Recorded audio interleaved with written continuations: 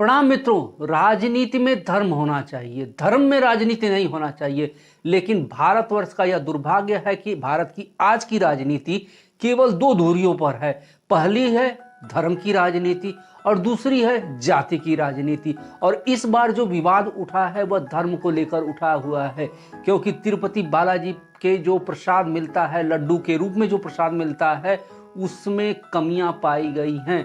उसके घी में मिलावट पाई गई है और वो मिलावट ऐसी है जो मांसाहार के अंतर्गत आती है। बीफ टैलो और लार्ड और फिश ऑयल पाया गया है। जिस देश में लहसुन और प्याज को खाना भी एक मांसाहार में गिना जाता है, उस देश के मंदिर के लड्डू के घी में अगर मिलावट पाई जाती है तो यह कितने दुर्भाग्यपूर्ण बात है। तो मित्रों, पहले हम लोग ये जानते हैं कि बालाजी मंदिर का इतिहास क्या है, बालाजी मंदिर क्यों बनाया गया और इसकी क्या खासियत है।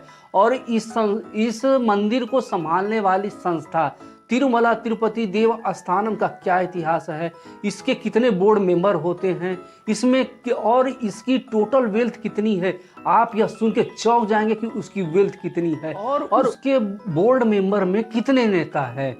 जगन मोहन रेड्डी के ऊपर चंद्रबाबू नायडू ने एक रिपोर्ट को आधार बना करके इतना बड़ा आरोप क्यों लगाया, क्योंकि यह बहुत ही संवेदनशील मामला है, यह एक आस्था का मामला है। इसको लेकर के जो रिपोर्ट जून में आती है उसको इस टाइम यानी सितंबर में क्यों जारी किया गया। तो मित्रों, आप सभी का मेरे YouTube चैनल मेरे विचार में हार्दिक स्वागत व अभिनंदन है। अगर मित्र आप पहली बार मेरे YouTube चैनल पे आए हैं तो कृपया लाइक और सब्सक्राइब कर दीजिए, ताकि मेरे विचार ही मेरी पहचान है और आपका सहयोग होना मेरे लिए बहुत आवश्यक है। तो आइए हम लोग चर्चा की शुरुआत करते हैं। यहाँ पर मैं जो भी जानकारी आपको लड्डू विवाद से संबंधित दे रहा हूँ, यह सारी जानकारी मैंने रेपुटेड वेबसाइट व रेपुटेड न्यूज़पेपर वेबसाइटों के आधार पर मैंने तैयार की हुई है। तो आइए मित्रों, श्री बालाजी के चरणों में दंडवत प्रणाम करते हुए हम लोग इस वीडियो की शुरुआत करते हैं। इस वीडियो में हम लोग बालाजी के मंदिर व उसके इतिहास के बारे में जानेंगे। दूसरा, बालाजी का मंदिर इतना चमत्कारिक मंदिर क्यों है और इसको संभालने वाली तिरुमला तिरुपति देवस्थानम की टोटल वेल्थ कितनी है, वह एक साल में कितने पैसे इकट्ठा करती है, उसकी टोटल वेल्थ अब तक कितनी है, यही सब जानकारी इस वीडियो में हम लोग जानेंगे। हमारे भारतवर्ष में बहुत सारे चमत्कारिक व रहस्यमय मंदिर हैं, जिसमें कि एक तिरुपति बालाजी का मंदिर भी है। यह मंदिर आंध्र प्रदेश के चित्तूर जिले में स्थित है और यह तिरुपति पर्वत श्रृंखला में एक शेषनाग की तरह जो पर्वत श्रृंखला है उसमें यह स्थित है। यहाँ पर ऐसा माना जाता है कि तिरुपति बालाजी महाराज, जिन्हें कि वेंकटेश्वर स्वामी भी कहा जाता है, अपनी पत्नी पद्मावत के साथ में यहाँ पर रहते हैं। आखिर वो क्यों यहाँ पे रहते हैं, इसके पीछे की कहानी क्या है? इसके पीछे की कहानी बहुत ही इंटरेस्टिंग है और आज की पीढ़ी को यह जानना बहुत ही आवश्यक है। तो भारतीय मान्यताओं के अनुसार एक बार ऐसा होता है कि भारतवर्ष के सारे संत और महर्षि एक जगह इकट्ठा होते हैं और इस बात पे चर्चा करते हैं कि सबसे सर्वश्रेष्ठ देवता कौन है। विष्णु जी हैं, शिव जी हैं, ब्रह्मा जी हैं। तो इसके बारे में यह तय किया जाता है कि भृगु मुनि, जो कि महर्षियों में सबसे सर्वश्रेष्ठ हैं और ब्रह्मा जी के मानस पुत्र हैं, वह इस बात की परीक्षा लेंगे कि इन लोगों में सबसे सर्वश्रेष्ठ देवता कौन है। तो भृगु जी सबसे पहले परीक्षा लेने जाते हैं अपने ही पिताजी ब्रह्मा जी के पास, और वहां पर जाते हैं और बिना प्रणाम किए, बिना उनकी स्तुति किए वो खड़े हो जाते हैं। यह देखकर ब्रह्मा जी बहुत ही क्रोधित हो जाते हैं और वह अपने विवेक और बुद्धि के बल पर अपने क्रोध को काबू करते हैं और वो वहां से भृगु जी को जाने को कहते हैं। इसके बाद भृगु जी जाते हैं शिव जी के पास, जो कि हिमालय में रहते हैं। हिमालय में जैसे ही पहुंचते हैं तो उनको आलिंगन करने के लिए शिव जी आगे बढ़ते हैं, लेकिन भृगु जी उनका आलिंगन नहीं करते हैं और उनकी आलोचना करते हुए कहते हैं कि आप तो इतने भोले हो कि बिना सोचे समझे किसी को कुछ भी वरदान दे देते हो, जो कि बाद में बहुत ही हानिकारक होता है। तो इस बात को सुनकर शिव जी को बहुत क्रोध आ जाता है। वह अपना त्रिशूल लेकर के भृगु जी को मारने के लिए दौड़ते हैं, लेकिन पार्वती माता जी उनसे स्तुति करती हैं कि वह ब्रह्मा जी के मानस पुत्र हैं, कृपया आप छोड़ दीजिए, वह महान ऋषि हैं, आप छोड़ दीजिए। इस स्तुति के बाद शिव जी ने उनको भृगु जी को छोड़ दिया। इसके बाद भृगु मुनि जाते हैं विष्णु जी के पास, जो कि क्षीर सागर में लेटे होते हैं, शेषनाग पर लेटे होते हैं, और जाते ही विष्णु जी को एक लात उनके छाती पर मारते हैं। भृगु जी का पैर पकड़ के विष्णु जी कहते हैं कहीं आपके कोमल पैर में चोट तो नहीं आई, और आपके आगमन की सूचना न होने के कारण प्रभु आप मुझे क्षमा करें, मैं आपका मैं क्षमा प्रार्थी हूँ। यह बात सुनकर के भृगु जी यहाँ से चले जाते हैं और संत महर्षियों में यह घोषणा करते हैं कि सबसे सर्वश्रेष्ठ देवता है विष्णु जी। लेकिन इस घटना के बाद माँ लक्ष्मी को बहुत ही बुरा लगता है और वह वैकुंठ धाम को छोड़ के चली जाती हैं, और वह यही दक्षिण भारत में और पद्मावत नाम करके एक कन्या के रूप में वह जन्म लेती हैं। जैसे ही विष्णु जी को खोजते हुए उनको दक्षिण भारत में जाते हैं, जो जानते हैं कि पद्मावत करके एक कन्या है जो कि लक्ष्मी जी का स्वरूप है, उससे वह विवाह का प्रस्ताव रखते हैं और यहाँ पर लक्ष्मी जी का और विष्णु जी का विवाह हो जाता है। लेकिन एक अड़चन आती है, वो होती है धन की अड़चन। तो धन की अड़चन को दूर करने के लिए विष्णु जी शिव जी के पास जाते हैं और शिव जी यह उनको सलाह देते हैं कि वह कुबेर के पास जाएं और कुछ धन उधार ले लें और उधार लेकर के वह अपना विवाह संपन्न कराएं।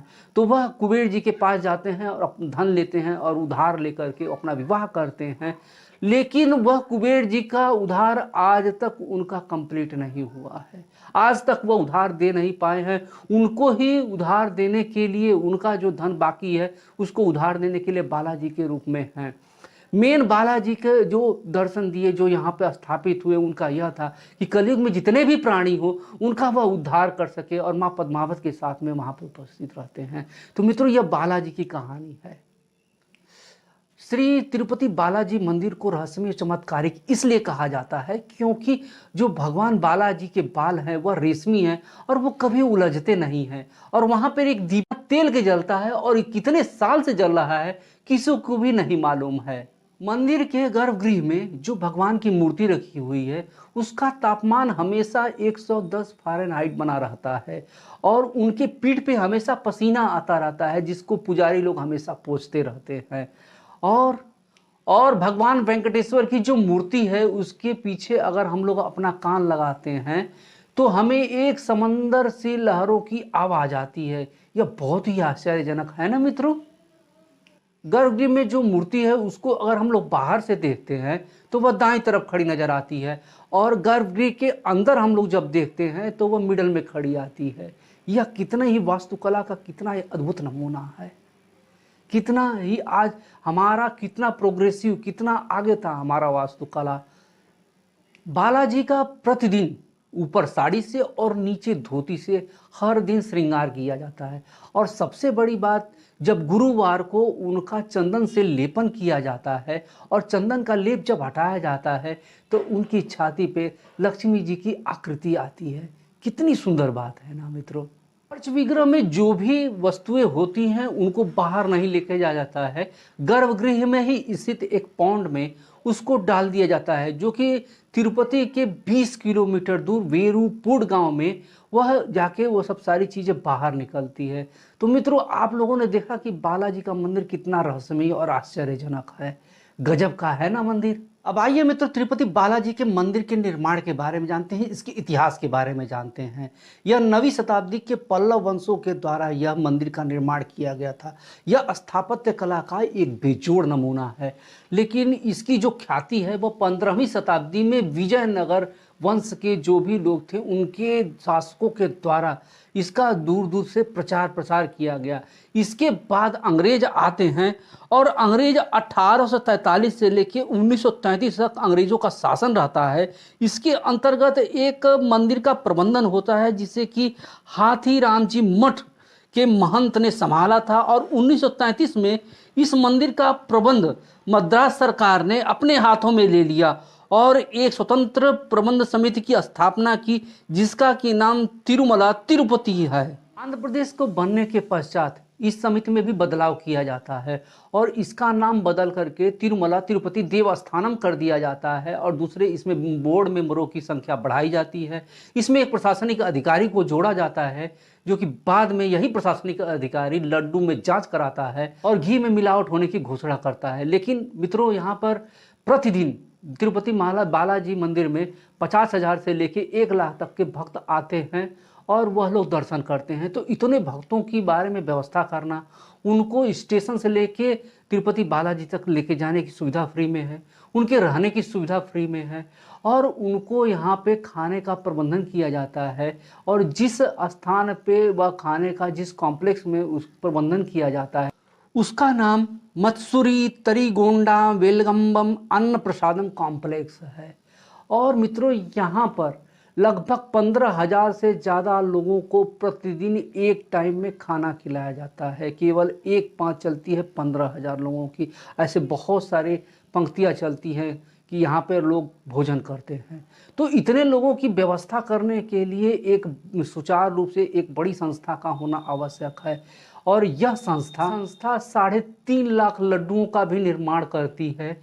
जो जिस किचन में यह लड्डुओं का निर्माण होता है उसको पोटू किचन कहा जाता है, और जिसमें कि 300 से अधिक ब्राह्मण मिल करके इन लड्डुओं का निर्माण करते हैं। और इस लड्डुओं का निर्माण को ही निर्माण में प्रयोग होने वाली चीज़ों को लेकर के, उसमें मिलावट को लेकर के यह विवाद हुआ है। लेकिन इसके पहले हम लोग जानते हैं कि देव आस्थानम की टोटल वेल्थ कितनी है। इन संस्थाओं में ये सब सारी चीज़ें संभालने के बाद उन्हें जो दान मिलता है, जो लोग आते हैं और वह दान करते हैं, वह कितना है।